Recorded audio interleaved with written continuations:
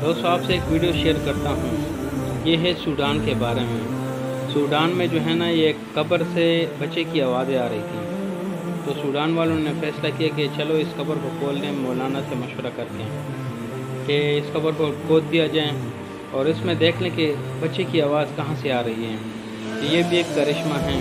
अल्लाह ताला जिसे चाहे तो कब्र में भी ज़िंदा निकाल सकता है। यानी एक औरत हामला थी सूडान में, और जब वो फौत हो गई तो उसको जो है ना कब्र में डाला गया। उसको जो है ना उसको दफन किया।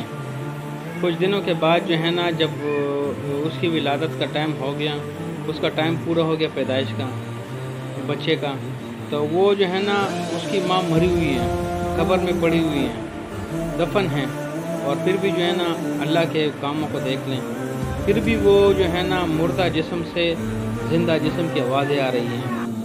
लेकिन वहाँ के लोगों ने, सूडान वालों ने जब कब्र खो दिए और उसमें से वो सब कुछ हटाकर यानी देखा तो वहाँ पे बच्चा जो है ना, बच्चा पैदा हुआ था और उसकी आवाज़ें आ रही थी। तो लोगों को यकीन नहीं हो रहा था कि उसकी माँ मरी हुई है और बच्चा जो है ना ज़िंदा पैदा हो गया।